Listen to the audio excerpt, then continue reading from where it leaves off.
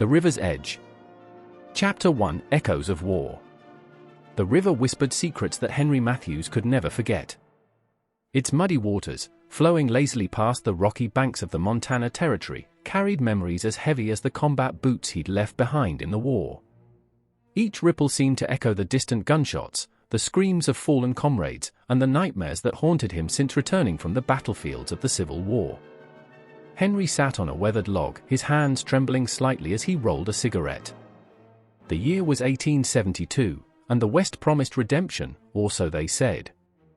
But redemption was a fickle promise, as elusive as the peace he sought.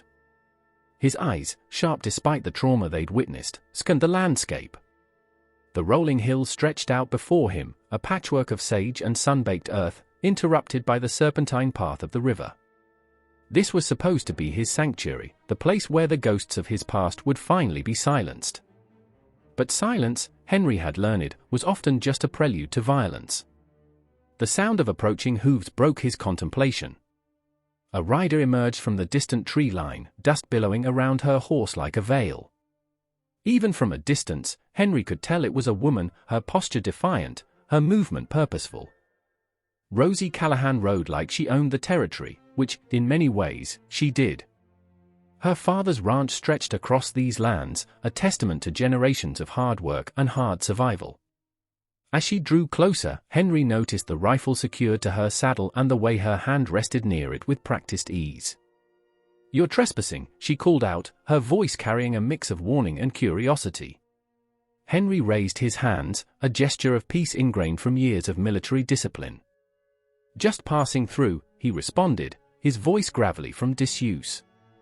Little did Henry know that his arrival would set in motion a series of events that would test everything he believed about loyalty, survival, and the fragile line between justice and revenge. Chapter 2: Shadows of Conflict. The outlaw's camp was no place for negotiation.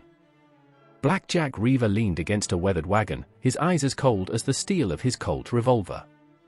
Around him, a dozen men who were more pack than individual souls, each one loyal to Reever with a fanaticism that bordered on religious devotion. "The settlers think they can push us out," Reever said, his voice a low growl that seemed to emerge from somewhere deep and dangerous. "They don't understand that these lands belong to those willing to take them."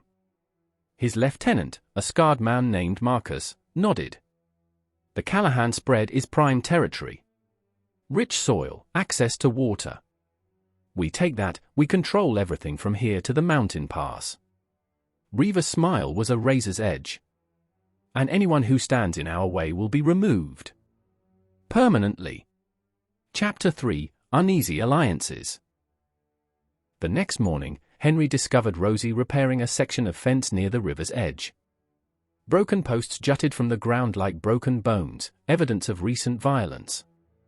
She worked with a fierce determination, her movements precise and practiced. "Trouble with the neighbors?"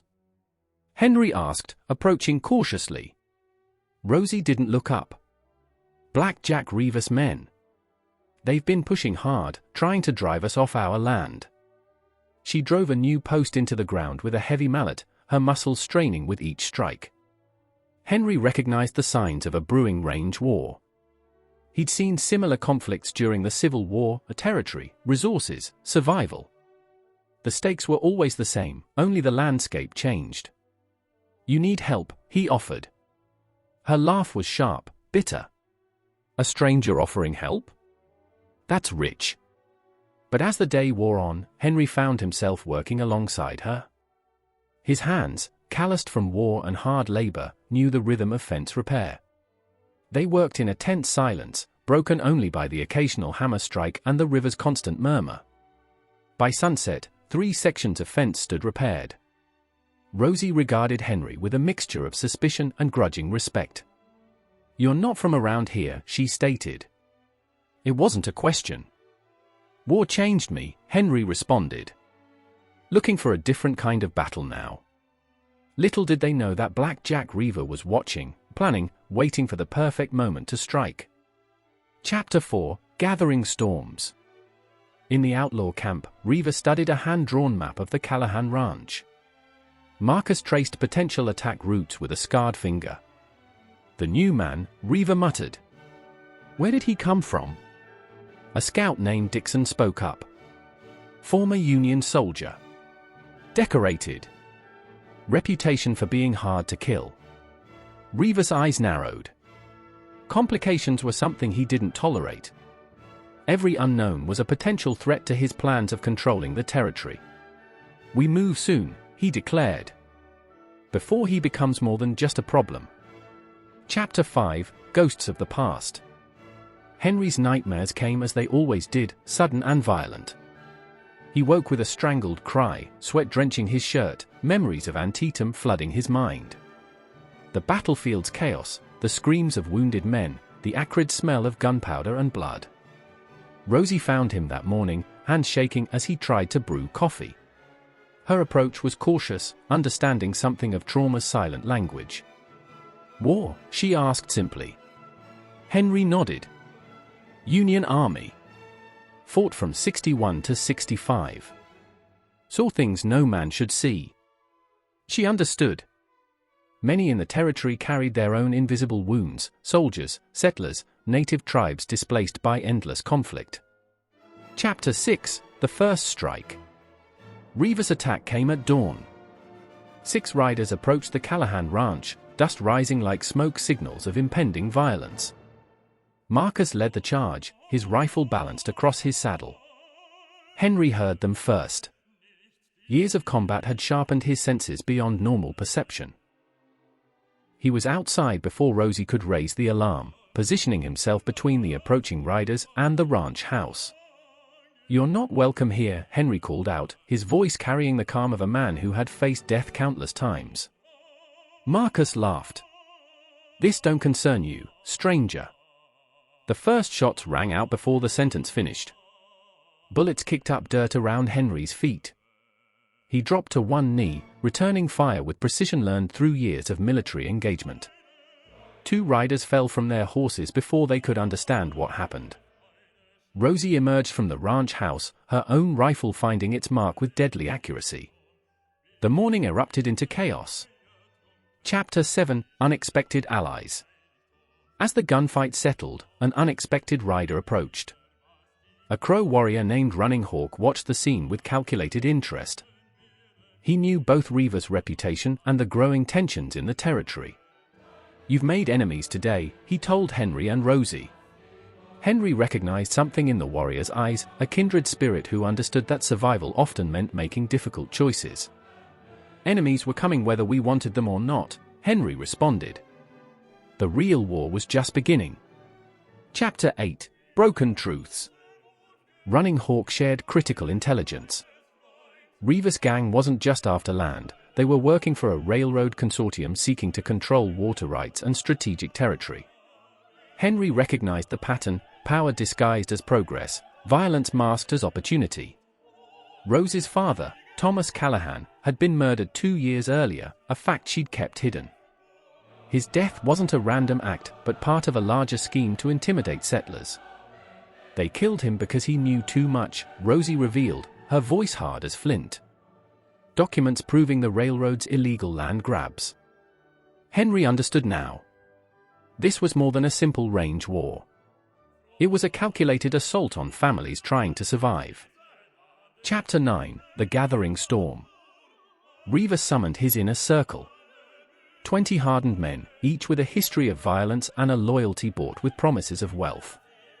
Marcus outlined their plan, a coordinated attack to drive out the remaining independent ranchers. "The Callahan spread is the key," Marcus explained.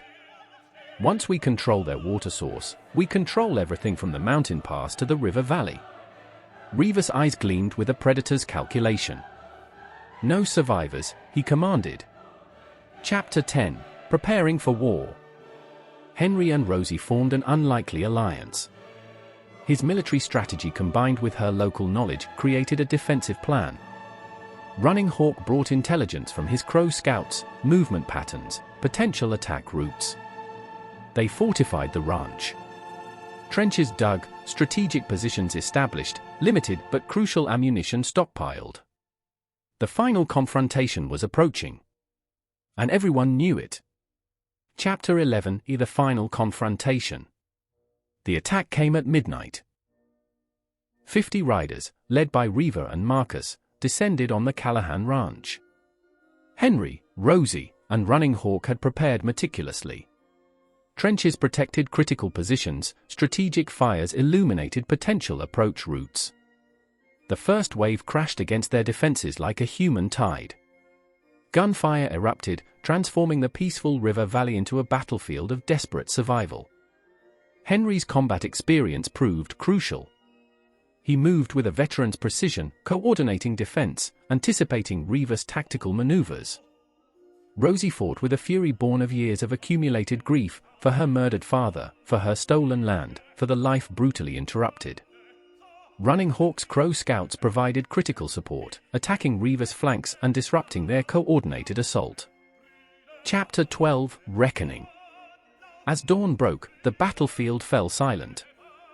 Reever lay wounded, his grand plan shattered. Henry confronted him, not with vengeance, but with a weary understanding of conflict's true cost. It was never about the land, Henry said. It was about power. Reever's laugh was more a painful cough. Survival is power. Epilogue. Months later, the railroad's illegal land schemes were exposed. Henry found a measure of peace, his physical and psychological war wounds slowly healing. Rosie rebuilt her ranch, now a symbol of resilience. Running Hawk ensured his people's story would be remembered.